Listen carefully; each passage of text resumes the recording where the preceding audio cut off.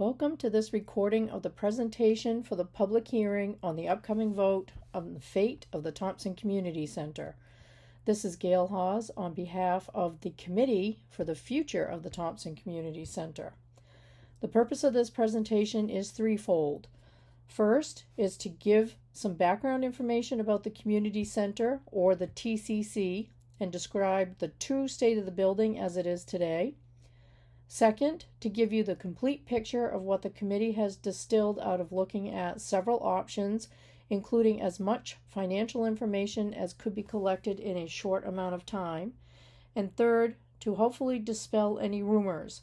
There has been a lot of partial information passed around town, as well as some flat-out incorrect rumors, but this presentation should give you the full picture. This is not a pitch of any one option over another, since there is no one perfect solution. Every option has pros and cons. It is a rather long presentation, but hopefully this will answer as many questions that have been asked, allowing people to make an informed decision when they vote. This is a big decision, not only for town, but also for the neighboring communities whose residents have frequented the TCC for various activities over the years. First, I'd like to note that when referring to the TCC, this consists of two parts of the building. The first is the original building, or the yellow building, which was built in 1932. The Women's Community Club of Union raised nearly all of the $33,000 it cost to build it. This quickly became an impressive regional landmark with the included gym and was the envy of all the area. Many people don't realize this building once had a gym, which was later converted into classrooms when the new addition was built. The new addition is the other half of the building, or the brick building, built in 1951. Francis Thompson, who was the son of Union resident and Moxie inventor Dr. Augustine Thompson, left money in his will to the town, stating that it was to be used for building a town hall and a community center as a memorial to his parents, Augustine and Sarah Thompson, hence the name, the Thompson Memorial Building. Again, the new building and the gym became much the envy of the surrounding area. The town office and town events and meetings were also located in this building for many years. When the new school was built up on Route 17 and the old school was vacated in 1989, a nonprofit was formed to officially run both buildings together as the Thompson Community Center. The nonprofit leased the building from the town of Union for $1 per year, and that lease stated that the nonprofit association assumed all of the responsibility for maintenance and capital improvements, as well as all the operations and oversight. The lease remained largely unchanged over the following decades.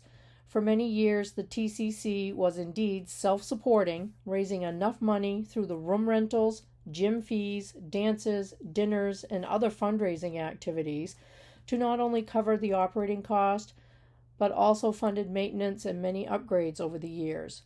The community center transformed classrooms into offices and event spaces, and recreation or fitness education rooms. The gym continues to be used today by a variety of groups for community-centered activities. The Union High School Alumni Association maintains a museum full of memorabilia dating back nearly 100 years. They still meet for an annual reunion of all Union High School graduates, which would be up to the year 1968, before Madomic Valley was built. The community center has also run other fundraising activities, and in recent years, the monthly flea market drew many people from all over the area. The thrift shop has been a mainstay and does a lot of business. It is still operating today, and many in the community greatly appreciate it being there. Over the last decade, concerns started to grow about the needs of the aging building. Citizens started expressing those concerns in town, and as is noted in the community survey summarized in the 2017 Comprehensive Plan, which can be found on the town's website. At the same time, town officials began looking in earnest for alternatives to the TCC, and many town residents joined in these conversations. A proposal for a senior housing development in the TCC was put forward before the town in 2018, but failed at the vote. The result of these conversations and the failed vote led the town to requesting an extensive engineering study. The subsequent capital needs assessment report can be found on the town's website. This is a very long and detailed report, but it has everything you might want to know about the buildings. Also around the same time, the engineering and construction firm Siemens gave a preliminary cost versus benefit analysis. This can also be found on the town's website. These reports, along with the fire marshal inspections, form the basis of the recent work by the CFTCC assessing feasible options. We will circle back to these. Before we move on to the details, we wanted to give a virtual tour of the building as it is today. This will highlight what the current group running the building has been working with while doing the research on the options. Since many new people in town may never have been inside the building, and many others haven't been in for many years, we would like to give this brief tour and outline both the surprisingly good aspects as well as the highly concerning parts. To start with the good, many upgrades have been done to the yellow building to make the classrooms into suitable spaces for rent. Currently, the Union Area Chamber of Commerce and a couple of businesses are renting rooms for office space or storage. Until recently, this wing also housed a daycare, a dance studio, and even a church gathering place. A central hallway was constructed on both the upper and lower floor, so you no longer have to pass through the rooms to get from one side of the building to the other.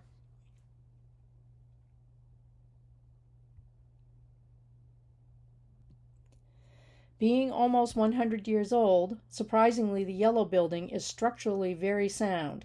To quote the 2018 report, in general, the structural systems of the 32 building appear to be in very good condition. The steel frames appear to be in great condition with no rust or deformation observed. The wood framing and roof and ceiling joists observed in the attic space are of excellent quality wood and would be categorized as select structural, meaning the strongest designation. The wood floor supports in the basement space generally appear to be in good condition and are of newer vintage than the original construction, likely installed to support the new first floor after the gymnasium was built in the 51 building and the original gym in the yellow building in the basement was abandoned. Just to point out some more good qualities from the 2018 report, they commented on the quality and craftsmanship of the construction surrounding the replacement windows of the yellow building. And finally, our last highlight for good things that we'd like to let you know about is the sprinkler system. This was a major concern from the fire marshal's standpoint in 2018, which hampered the full use of the building. The system was in progress, but has now since been completed and is fully operational. The main drawback is that it's not connected directly to the fire alarm system. This needs to be rectified before any new tenants or new activities can continue in the building. That being said, the sprinkler system is connected to an outside security agency, and should the sprinklers be triggered to go off, the fire department will be notified immediately. Now for the bad. Unquestionably, the roof is the major immediate concern. Fortunately, it was a mild winter and some patchwork and inspections could be done, but there are still leaks. Any option looking into preserving the building and its functionality will be listing the roof as a top priority. There are also places in the building where water damage has resulted in some mold. Some of the lower level or basement areas also showed mold growth, for which proper ventilation has been recommended. Areas in the basement are still dirt floor, crawl spaces, and therefore not surprising to have some mold growth. Subsequent mold tests throughout the building did show some areas with surface aspergillus, which is a health concern, but again, surprisingly, the air contaminants were low. This was mostly a surface contamination, and in the yellow building, contaminants were minimal, mostly limited to those crawl spaces. And now for the ugly part, but maybe not that bad. However, we won't know until an engineering survey could be updated. The CNA report stated that the structural condition of the framing, as well as the floor system of the 51 portion of the building was listed as adequate. Reinforcement to this gym floor system was recommended as a goal, but not an immediate concern. Conversely, the condition of the load-bearing concrete masonry unit walls is a concern. Both the southerly and northerly exterior gym walls have bowed outward and have caused some cracking and displacement. Some of the bowed condition may have been built into the original construction. However, some of it is because of inadequate horizontal reinforcement. It is believed that this inadequacy has resulted in significant structural damage, and therefore it is recommended that these walls be braced or rebuilt to resist further movement and accommodate current loading standards. A new engineering study is recommended to determine what course of action should be taken. The Fire Marshal's report has asked that those items of concern be addressed and inspected again. Now that you've gotten the brief history of 30 plus years of the TCC and the highlights of both the positives and negatives of the old building, the main question is, what do we do with it now? To move forward with this question, the Select Board formed the Committee for the Future of the Thompson Community Center, or the CFTCC, to look at options in more depth regarding the feasibility of what could be done.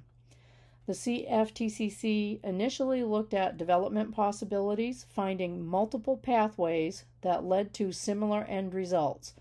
Some of the design elements and the possibilities suggested within these options overlap, which we'd like to highlight here first, since they are not mutually exclusive to only one option.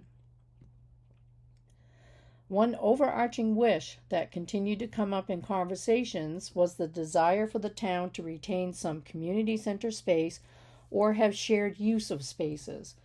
Originally, this was a design concept suggested back in 2018 when looking at the senior housing. These sketches depict what could be developed for expanded and upgraded recreational areas for the gym. A new lobby with a revamped office and reception with a window into the gym, as well as restrooms immediately available inside the entrance, would greatly enhance the oversight of the facility. An elevated walking track could be installed to allow fitness walkers access even while the gym is in use. Removable walls or dividers can be installed to increase gym usage and allow for multiple smaller groups at one time. Lots of possibilities exist. There was also a strong desire from the active members in town to maintain the thrift shop and some other classroom or community gathering space, which can be easily accommodated in the spaces below the gym or upstairs in the old cafeteria. Even though senior housing project with Penquist failed at the 2018 vote, the CFTCC felt this was still worth looking into. In fact, when all of the development options were discussed in detail, apartments or condos in some form came up fairly often. This is not surprising, since this is a common option for repurposing old school buildings. Any developer looking into purchasing the building could very well consider apartments or condos, at least in part of the facility, as could the town if they retain control of the building with option 1. That is why we are showing these pictures here, since it is not necessarily limited to only option 2. Ultimately, the Select Board would decide on any proposals for development, and this particular facility highlights a renovation that retained the historical character of the school, both inside and out. Here you see the gym. Part of the gym was maintained, while a meeting space was there gathered. The outside of the facility is largely exactly as it was as a school. In some cases, the school locker banks were retained, and in other spots they were removed and used for benches or other decoration. And the one-bedroom apartments that were in this building were actually quite spacious and very comfortable, and the residents there expressed their pleasure living there. This is simply a visualization of an idea pitched by a developer who was approached during the initial phase when researching what could be done with the TCC. A covered courtyard between the two buildings offered a fresh idea for an expansion without losing the overall historic character of the complex. After collecting these initial proposals and ideas, the CFTCC gave a report to the Select Board in August of 21. Initially, it was very difficult to give any good estimates of costs and benefits because the town did not have access to the building for inspections, nor did they have any current information on operating costs or revenue. This changed abruptly last December when the TCC nonprofit board gave a 2-week notice that they were discontinuing with the lease and vacating the building as of December 31st. The town was forced to take responsibility of the building at that point, with no funds left in reserve and not a lot of assets left in the building. A new management group was formed very quickly called the Thompson Memorial Association, or TMA, and the town voted to approve gap funding of up to $30,000 to keep the building open and heated through the winter until a vote could be taken in June to decide the fate of the TCC. Subsequently, the scope of the committee was redirected. With newly gained access to the building, the committee and the TMA went to work assessing the building and getting as many contractors, developers, or realtors in to give estimates for the various options. Please note, these associated costs are the best estimates gathered from numerous sources, but due to the short midwinter time frame in which the committee had to work, these are not hard and fast quotes. However, many of the estimates given were indeed quite detailed, giving the committee confidence that this is a fairly accurate expectation for all of the options. These are the 5 options the Select Board decided on after receiving the full committee report. The first 3 are development options that were initially looked at. Option 1 is keep it. This means that it would remain in the town control and it would be a town-owned and run project. Renovation and management could be operated by a lease or some sort of property management agreement. The key here is that it would not be the same old management structure as the last 3 decades. The town would have to maintain oversight and be able to quickly intervene and make changes if anything was not succeeding. Option 2 is a development for specifically designed for senior housing as the primary goal. This option would allow the selectmen to put out requests for proposals and also give them the right to refuse any proposals that do not fit the town's wishes. Option 3 is to sell to a developer with a specific proposed goal presented to the town. All 3 of these first options include the preference for retained community center space or shared space as stated on the warrant. Option 4 speaks for itself. It's the full demolition of the building. The committee did look at partial demolition and renovation of the remaining Thompson building for the gym, but after presenting the costs associated with that approach, including the loss of income from the yellow wing, it was determined to not be a feasible option. And option 5, to sell via a broker, is different from option 3 in that this is just a straight up sale with no preferences expressed by the town.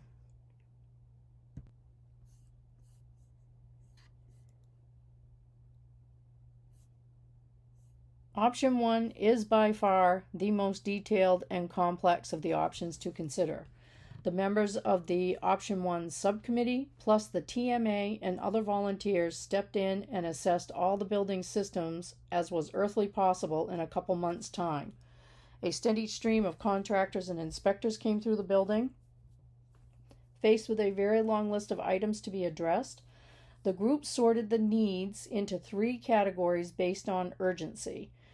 There was considerable debate and discussion within the subgroup about where to assign an item.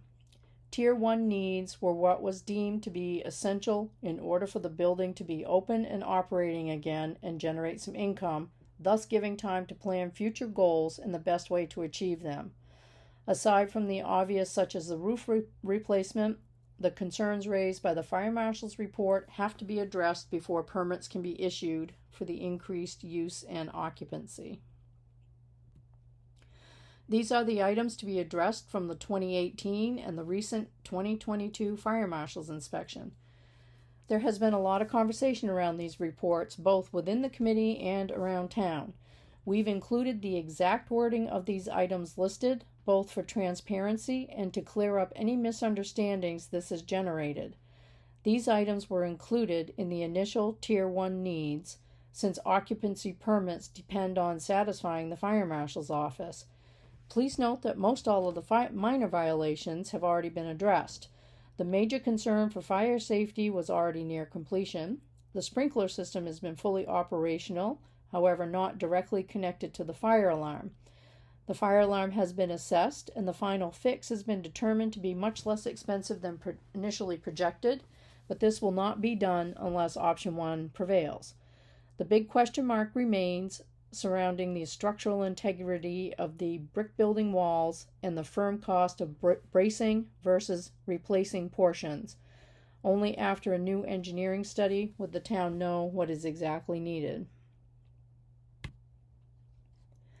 The Tier 2 needs are near-term, necessary upgrades, but not immediately urgent. Note that the committee put the brick building bracing in Tier 2 since the upgrades needed will not prevent the yellow building from being fully accessible, and it's still unknown to what extent bracing is needed. Tier 3 items were listed as lower priority needs to be taken care of, but could be worked on simultaneously.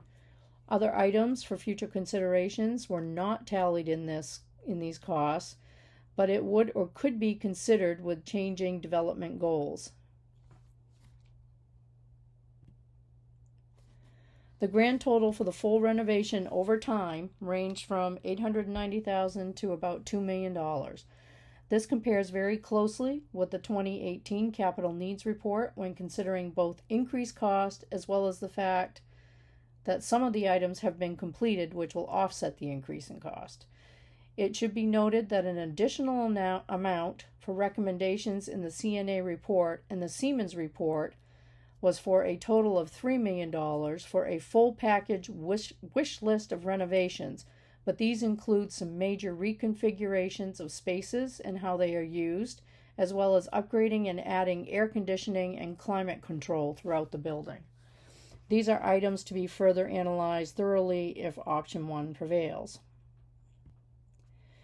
To give an overview of the operating budget of the building in its current configuration, the group has estimated the utility and basic maintenance costs versus the income potential with the rents as they are currently.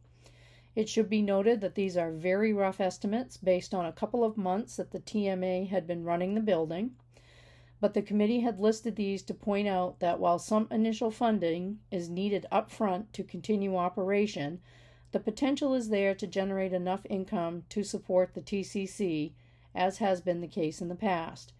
In fact, one past board of the TCC nonprofit pointed out that they came into the building and found there was around a $40,000 deficit, and yet they managed to get it out of the hole and put some money into the major upgrades and be self-sufficient again.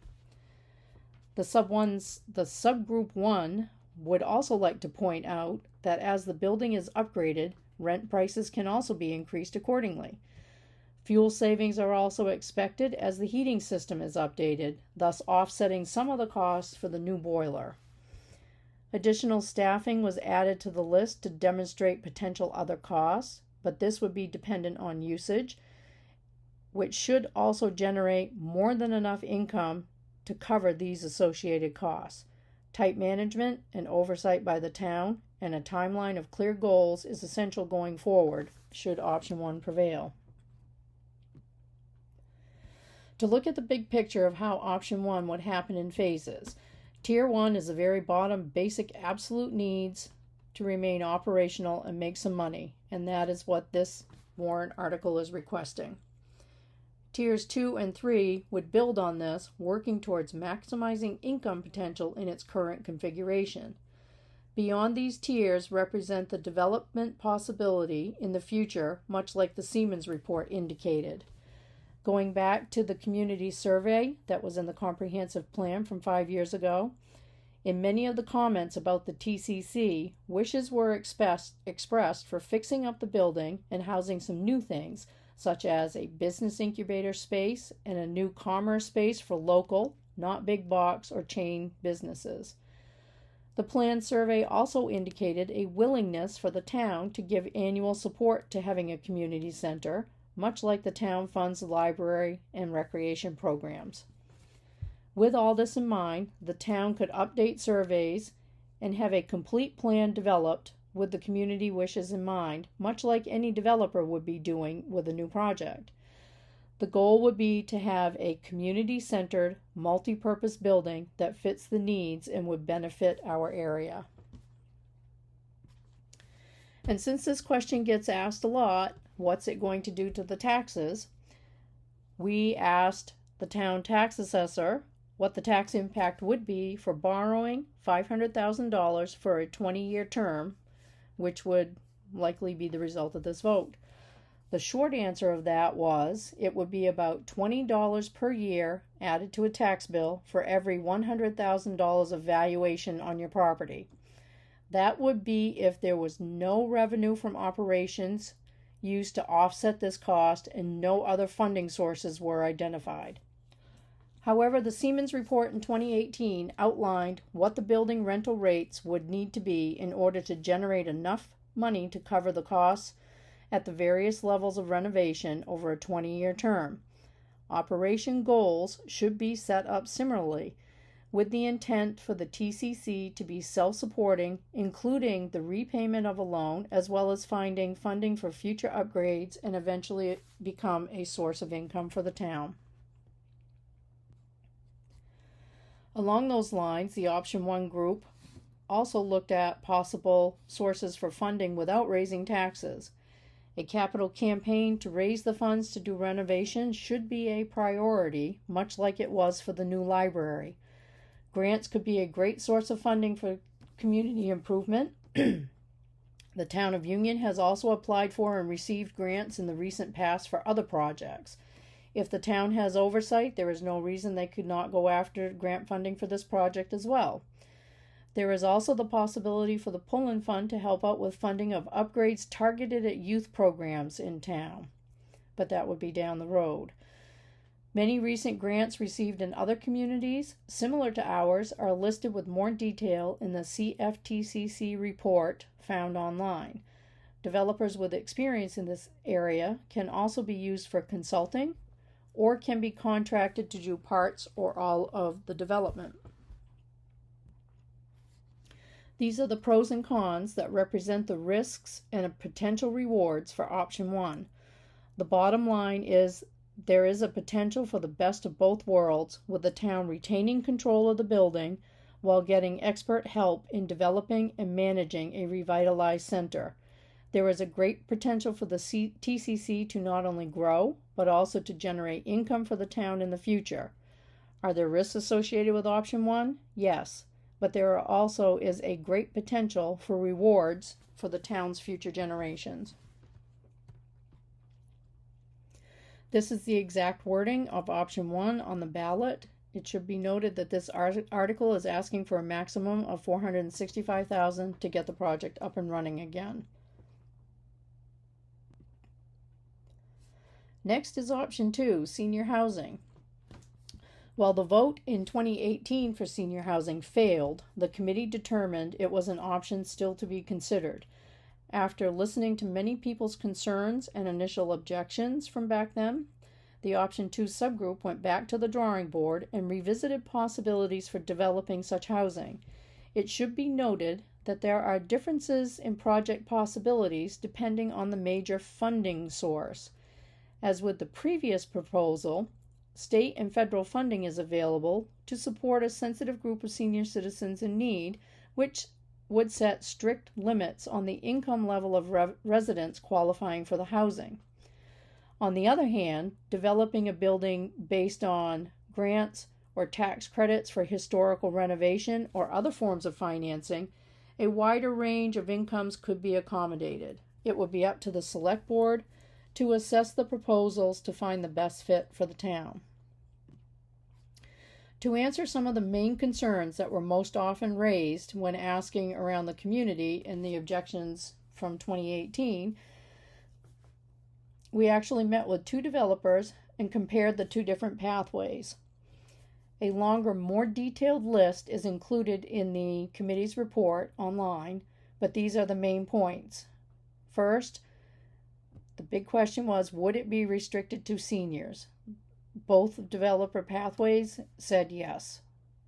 Second, can the town retain community center space? For the historical renovation, this was absolutely yes. The town could have much more input in the development and what goes into the building and how it's done. For the federally funded project by developer A, this is questionable. It would depend on the scope of the project. The developers stress that they operate on a very tight margin, and it's also noted that even with some shared space, use of space, there would of course be some costs associated with it to the town to cover any utilities and maintenance, etc. There could even be a situation where the town is leasing space back in the building if it was actually sold to a senior housing development. 3. Could Town of Union residents have priority? That question answer is actually no, and that has to do with a lot of the housing laws. But they did note that initially it would likely be locals applying first due to having the foreknowledge of the project being under development. They would likely be the ones to get the first applications in, as applications are dealt with first come, first serve. 4. Could there be both market value and low-income housing? Market value apartments are only possible with developer B and not with subsidized housing from funds with A. There are strict requirements with the federally funded housing, but when developing for historical credits, and you have a little bit more freedom of what goes into the building. The bottom line here is that there are different configurations possible. The select board will have the opportunity to ask for proposals that will meet the needs and wishes of town. The decision-making process for the select board would look something like this. The main priorities from the town's perspective are weighed against the developer's needs to make a financially viable project out of it. As listed in the warrant article, if I can find the town has a priority for the retained community center. The developer would like to have as much space as possible to be able to fit as many apartments in. The town is also looking for the guarantee that it remains 55 and up. Therefore, any proposals that fall in this green area, meeting both towns' priorities, would be okay. And then other preference, there could be something about the visual appeal and the character of the building maintained, but this all will be decided with the RFP. And ideally, you'll find a project right in the middle that satisfies both the developer's needs and the town's needs. These are some of the pros and cons of the project. There could be the addition of businesses that help the residents community on site, such as a hairdresser, a barbershop, or maybe a satellite pharmacy delivery point. Negotiations are always possible for the town to have access to these services, the same as the residents of the building would. The bottom line is that with due diligence, finding the right fit, the right developer could work for the town in creating a refurbished facility that is offering something for everyone.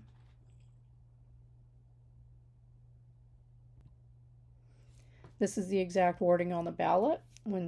Copies of this should all be online now.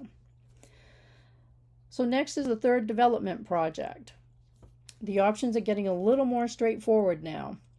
Option number 3 is to sell the property to a developer through a bidding process. The town would formulate a request for proposal outlining our situation, describing the desired outcome, and listing any specific goals, which in our case would be to retain community center space.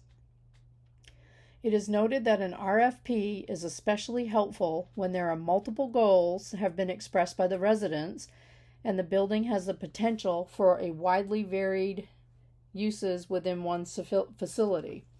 The select board would develop the RFP with input garnered from various sources, possibly with the help of this committee or a new committee, and maybe a new survey in town.